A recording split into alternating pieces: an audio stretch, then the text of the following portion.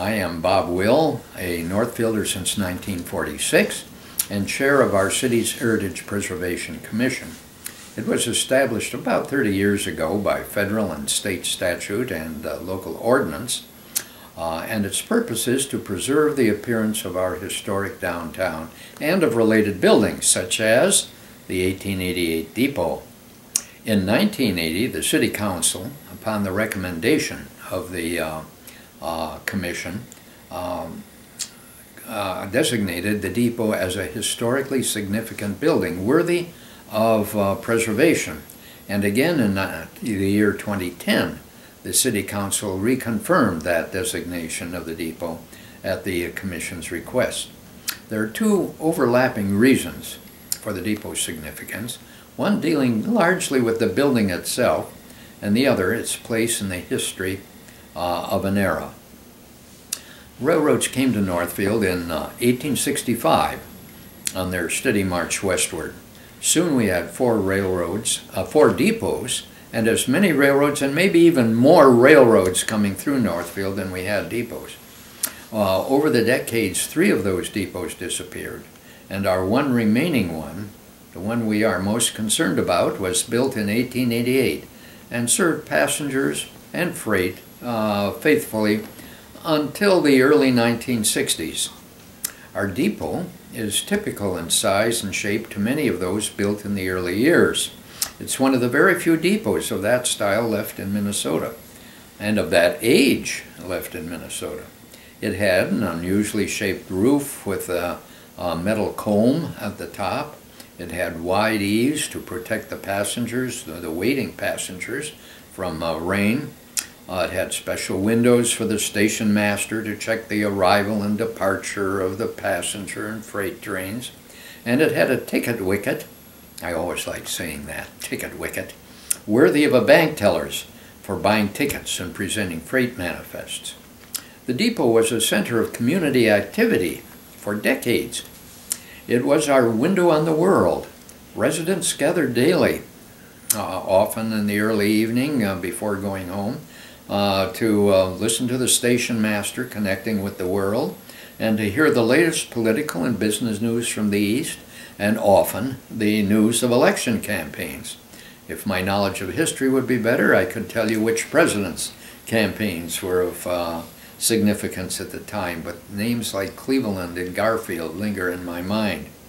And how was it being done? It was being done, of course, because the railroad's telegraph system is what was carrying the news across the nation into our depot and into our homes at night when the male workers went home to the female cooks in the kitchen.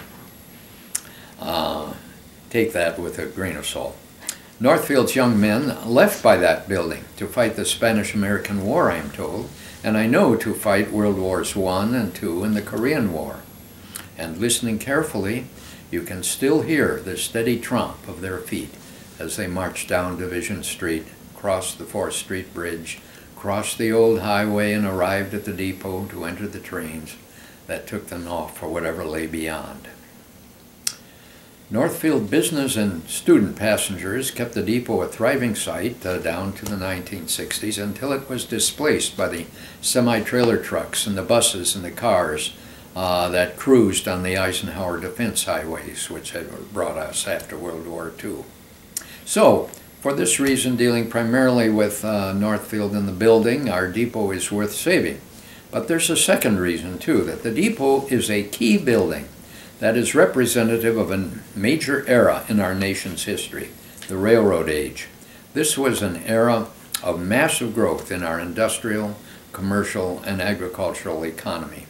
The railroads serving Northfield transported wheat to the many Cannon Valley mills along the river, and then it transferred the flour to the national market, even as far as Philadelphia for the 1876 International Exposition, where our local flour earned a gold medal at the very same time that Jesse James was seeking gold here in Northfield. It was interesting that the leaders of our local bank had gone to Philadelphia because of the entry of our flour. in it. And of course, the 1876 exposition was to celebrate the 100th birthday of our country. As the decades unrolled, corn, cattle, and even milk flowed through our depot, replacing the wheat and the flour. Also arriving by frequent trains was a great wave of immigrants who came and worked hard and built our farms and even the houses that some of our Northfield neighbors live in today. They laid the foundation for our cows, colleges, and contentment. Arriving with them was the immense variety of freight needed to supply a growing frontier community. From lumber and nails initially, and then only a few months later, pianos and horsehair sofas for the houses that had been built. So this was our depot's past, and a significant past it was.